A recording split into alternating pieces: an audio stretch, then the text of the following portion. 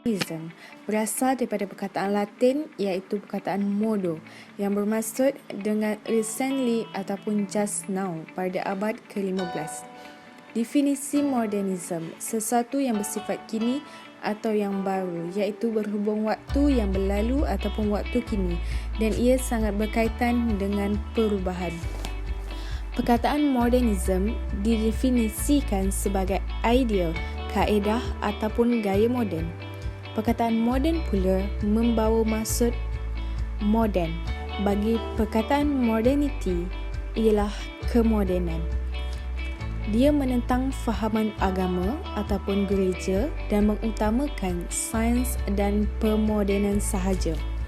Gerakan ini berjuang untuk menggantikan segala pemikiran yang tradisional kepada yang moden. Pada awal perkembangan modernism, banyak pihak gereja mengongkong idea-idea dan penemuan baru sains serta kejumudannya menerima pandangan yang berbeza dari fatwa gereja, dan ini menimbulkan rasa kemarahan dan ketidakpuashatian golongan intelektual barat yang membawa fahaman modernism dan akhirnya memberi ruang kepada kelahiran zaman Renaissance, pencahayaan Enlightenment dan moden. Perkataan modernism ini digunakan sejak kurun ke-16 lagi. Pada dasarnya, perkataan pasca modernism merupakan gabungan tiga perkataan iaitu pasca bermaksud selepas, modern bermaksud masa kini dan ism bermaksud kepercayaan, gerakan politik dan keagamaan. Pasca modernism bermaksud perkembangan dalam ilmu teori kritikal, falsafah, seni bina, kesusasteraan dan budaya yang berkembang tetapi tidak menggantikan modernism. Tokoh pasca moden Jean-François Lyotard dalam tulisannya The Postmodern Condition menyatakan tiada kebenaran terhadap meta-naratif yang akhirnya membawa kepada penafian terhadap ilmu dan berubah kepada pandangan dunia yang berasaskan sains semata-mata. Menurut James, satu daripada anjakan utama ke arah dunia pasca moden ialah berlakunya perubahan dalam epistemologi, kefahaman terhadap pengetahuan dan bagaimana pengetahuan itu berkembang dan dikaitkan dengan anggapan lain. Pasca modernism muncul sejak pertengahan tahun 1980-an. Oleh kerana ia hanya satu konsep, maka kemunculannya begitu cepat tersebar dalam bidang keilmuan seperti seni, muzik, seni bina, komunikasi, undang-undang filem, sosiologi, fashion, teknologi dan sebagainya. Antara tokoh-tokoh yang sering dikaitkan dengan pasca modernism ialah Jean-François Lyotard, Michael Foucault, Jacques Derrida, Rauschenberg dan James. Kemunculan pasca modernism telah menggerakkan para pengkaji untuk terus meneliti setiap etika, falsafah, metod, ciri, mesej dan pengaruhnya dalam masyarakat. Kemunculan pasca modernism berlandaskan sekularisme, malah ia dikatakan wajah baru sekularisme. Kelahiran pasca modernism ini dilihat bertentangan dengan kemunculan modernism yang berlandaskan rasional akal fikiran yang mutlak. Istilah pertentangan ini disebut oleh Jacques Derrida sebagai logocentrism. Ekonomi pasca modernism bergerak dengan pantas dengan menggunakan konsep free market, berlandaskan nilai-nilai liberalisme melalui teknologi media maklumat dan hiburan. Ia juga diimejkan sebagai gaya hidup popular yang mudah mempengaruhi persekitarannya. Malah tiada kesukaran dalam proses penyebaran kerana teknologi hiburan dan maklumat terkini menjanjikan penjajahan secara bebas lepas yang lebih pantas dan berkesan tanpa ada sempadan. Hasil dari cetusan pemikiran pasca modernism telah melahirkan satu gaya hidup yang dikenali sebagai pasca modernity. Kini secara perlahan-lahan budaya tersebut telah mengambil alih dunia yang kita diami. Ia merangkumi segala bentuk pemikiran, pengetahuan, budaya, cara hidup, pekerjaan, pakaian, pertuturan dan segala elemen yang bersangkutan dengan kehidupan. Konsep asas pasca modernism. Pasca modernism ni antara kepelbagaian aliran pemikiran yang muncul pada abad ke-20. Ia merupakan istilah yang susah untuk dipahami.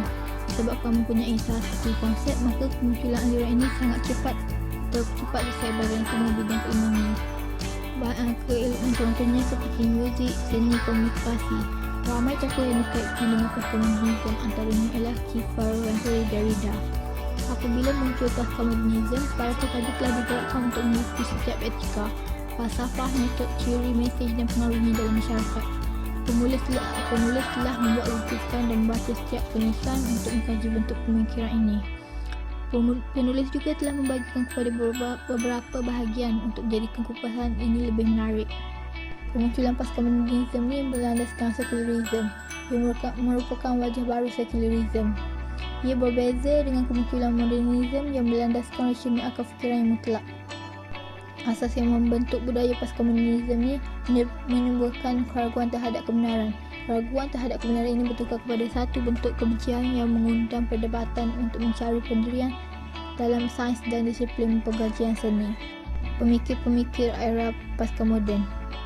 Teori postmodernisme ini dikatakan sebagai kontra, iaitu tentang kata pinggiran dan kategori aspek pemikiran dan budaya. Postmodernisme dalam kesenian dan seni bina telah berubah sebagai pengaruh besar dalam bidang intelektual dan sosial.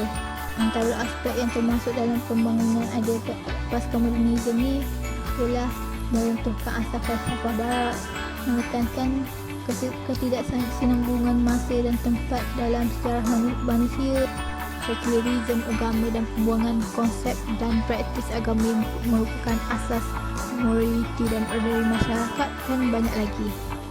Beberapa pemikir telah muncul untuk menyokong dan menentang pergerakan dan pandangan yang dipengaruhi seluruh disiplin seperti sains, falsafah, sastra, sejarah, budaya dan banyak lagi. Antara pemikir era postmodernisme ialah Michel Foucault. Menurutnya, organisasi keluarga semakin renggang dan diganti oleh organisasi seperti sekolah, hospital yang berperanan sebagai pengawal masyarakat. Kebebasan individu pada era moden seharusnya mempunyai sikap disiplin. Antara kuasa dan kawalan sangat berkait rapat dengan wacana, manakala wacana ialah cara bercakap dan berfikir yang berkait dengan andaian manusia dalam sesuatu perkara. Dalam masyarakat moden ni, wacana perubatan ini dikaitkan dengan satu penyakit yang perlu diubati. Wacana perubatan ini disokong oleh rangkaian doktor, pakar hospital, persatuan profesional dan jurnal perubatan. Disebabkan diska sangat penting, maka pengetahuannya menjadi alat kawalan. Seterusnya, Ulrich Beck. Menurutnya, manusia bahasa moden ini hidup dalam era moderniti yang kedua, di mana kehidupan seharian tidak lagi berlandaskan adat dan tradisi. Masyarakat industri diganti dengan masyarakat yang penuh berisiko kerana tidak mempunyai pola yang tegas dan hidup menjadi kacau bilau. Selepas penemuan sains dan teknologi, risiko adalah perkara sangat penting dalam kehidupan pasca moden. Walaupun sains memberi faedah kepada manusia, namun ia juga memberi risiko dalam kehidupan manusia. Seterusnya, Anthony Giddens. Anthony Giddens telah mencadangkan konsep runaway dalam membincangkan era pasca moden. Dunia ditundai oleh risiko dan ketidakpastian yang disebut oleh Beck. Trust ialah keyakinan ke atas individu dan institusi. Trust wujud dalam komuniti kecilan, tetapi berubah menyebabkan trust telah berkurang. Era pasca moden menyebabkan negara hilang kuasa global dan dalam polisi ekonomi. Negara sebaiknya bersatu dengan tenaga membangkitkan kembali pengaruh mereka. Bagi Giddens, demokrasi sangat penting malah merupakan jentera untuk menilai permintaan dan permohonan dari pelbagai pihak. Akhir sekali, prinsip asas pasca modernisme. Menurut Ziauddin Sardar, pada zaman era pasca modernisme ni, semua yang dipercayai benar dianggap tidak benar dan tidak boleh diguna pakai. Pre-narrative ialah idea besar yang beri asas rasa dan arah tuju kepada kehidupan seperti kebenaran, moraliti, ketuhanan, adat, tradisi dan latar belakang sejarah yang tidak boleh dianalisa sehalusnya. Ciri modernisme yang pertama ialah rasional. Ia mula diterima sebagai kaedah pemikiran moden yang menyeluruh apabila berjaya menghasilkan pendekatan baru dan penilaian semula terhadap sains dan sosiopolitik.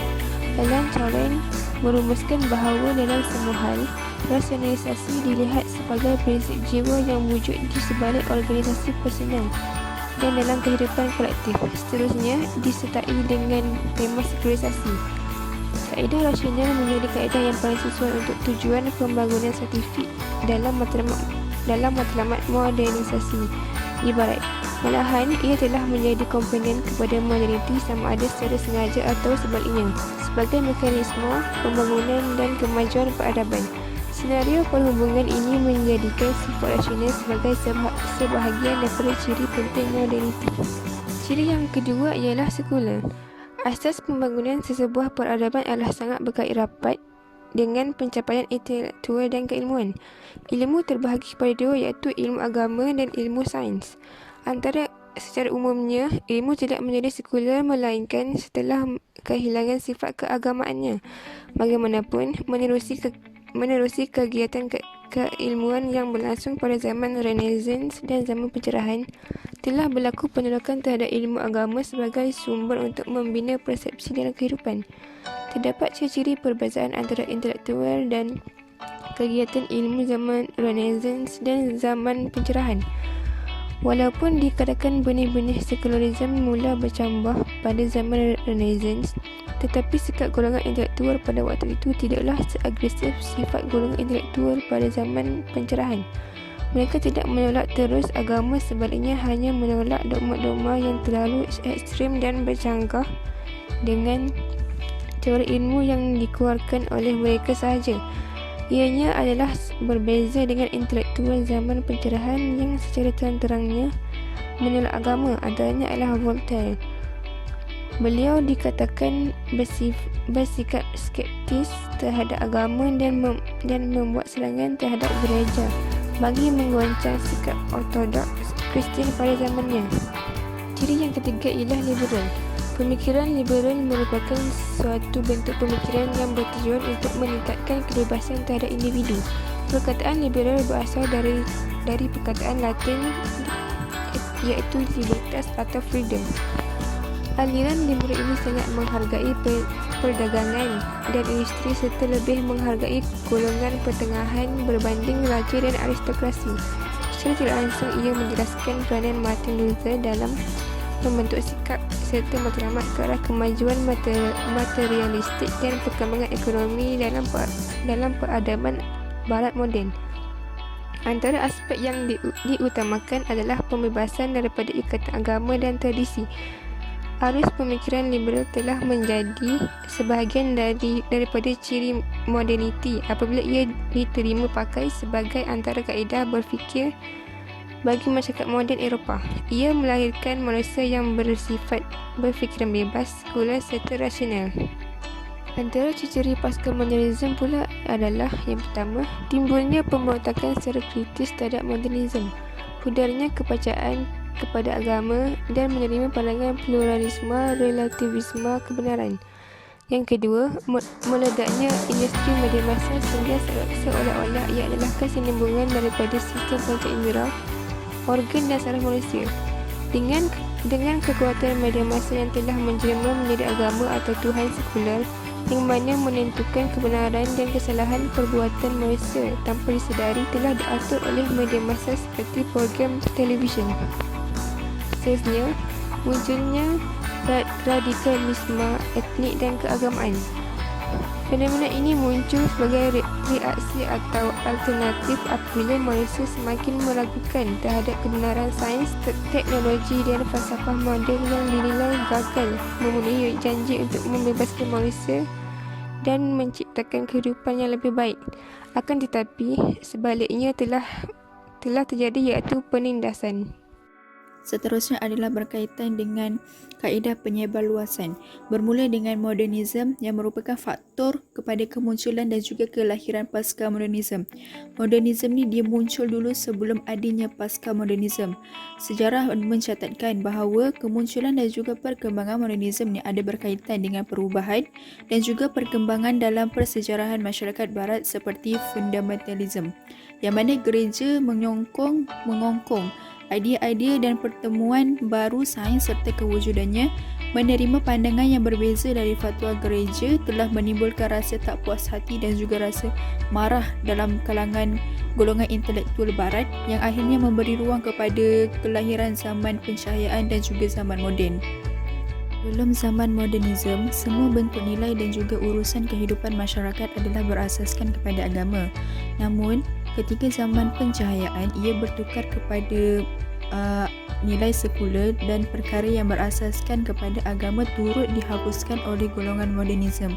Sekularisme yang diperjuangkan telah menjadi realiti sebenar dalam kehidupan selepas berlakunya revolusi Perancis pada tahun 1789. Kebebasan secara menyeluruh dan demokrasi liberal yang telah dianggap moden telah menjadi sandaran hidup masyarakat barat sehingga ke hari ini. Akibat daripada keangkuhan dan juga keegoan terhadap agama, masyarakat barat berusaha untuk mencari cara baru bagi menggantikan nilai agama yang telah sekian lama mempengaruhi kehidupan mereka. Ianya adalah bertujuan untuk mencorakkan kehidupan mereka yang dikatakan moden. Maka muncullah dengan pelbagai edah ilmu seperti rasional, saintifik dan juga logik yang bersesuaian dengan kehidupan mereka. Modernisme di barat digerakkan oleh falsafah Enlightenment Humanism yang berjaya mempengaruhi pemikiran sebahagian masyarakat barat dan majoriti intelektual mereka. Tapi modernisme pun ada sisi gelap yang menyebabkan manusia kehilangan hala tuju dalam kehidupan. Modernisme ni berkembang dengan adanya rasionalisme, materialisme dan juga kapitalisme serta disokong oleh perkembangan sains dan juga teknologi yang telah menimbulkan moral keagamaan dengan menyebabkan martabat manusia runtuh. Seterusnya adalah kaedah penyebaran pasca modernisme. Seluruh dunia kini sedang berada dalam satu era baru yang mana digelar sebagai zaman pasca modernisme. Kemunculannya itu menandakan bahawa telah berakhirnya zaman moden. Pasca modernisme ini mula dirasai oleh ilmu sains sosial pada penghujung tahun 70-an dan pertengahan 80-an. Tapi kesannya kepada antarabangsa pula dikaji pada tahun 90-an. Pelbagai pendapat dan juga tanggapan berhubung dengan perkara ini telah disuarakan oleh pelbagai pihak. Pasca modernisme ini dia muncul disebabkan oleh kegagalan modernisme dalam mengangkat martabat Melayu. Modernisme ini digangkan dalam menunaikan janji untuk menjadikan kehidupan manusia lebih baik tanpa berlakunya sebarang keganasan. Perkembangan ilmu dalam teknologi pada zaman modernisme ini telah membawa kehancuran kepada manusia kerana telah banyak berlakunya peperangan yang menyebabkan manusia menderita dalam kehidupan mereka. Dan ianya disebarkan menggunakan media massa macam televisyen, radio, media sosial dan juga sebagainya untuk menyebarkan maklumat mengenai pasca modernisme itu kepada masyarakat. Kemunculan aliran pasca modernisme ni yang tengah berkembang sekarang selalu dianggap dan dinilai sebagai satu bentuk reaksi atau cabaran terhadap pemikiran yang wujud dalam aliran modernisme. Sebab tu aliran pasca modernisme ni banyak meresap masuk ke dalam pelbagai bidang ilmu macam kerohanian, keagamaan, pendidikan, kesenian dan sebagainya, dan ada juga dekat dalam bidang-bidang lain yang telah dipelopori oleh aliran pemikiran moden sebelumnya. Cabaran terhadap akidah umat Islam. Pemikiran modernisme di alam Islam mempunyai sejarah bermula daripada kumpulan Al-Mu'tazilah ataupun golongan rasionalis. Mereka mirip kepada menggunakan akal untuk menentukan sesuatu kebenaran. Fahaman pasca modernisme mementingkan manusia untuk mempunyai kebebasan diri tanpa memikirkan pendapat orang lain. Ia terbahagi kepada dua golongan iaitu masyarakat dan wanita. Masyarakat budaya hidup moden menjadikan masyarakat bersikap individualistik serta tidak mengambil peduli terhadap gejala sosial. Golongan wanita pula munculnya gerakan feminis ataupun hak asasi persamaan gender. Ia memperjuangkan hak asasi yang disalah anggap kedudukan wanita itu adalah rendah. Mereka memperjuangkan soal keadilan sosial, kesaksamaan, hak kemanusiaan, liberalis kaum wanita dan pelbagai pendekatan yang berpusat dan menyebelahi kaum wanita. Mereka terpengaruh dengan pemikiran pasca modernisme apabila beranggapan bahawa kawalan agama hanya mengekalkan wanita dalam dunia yang kolot.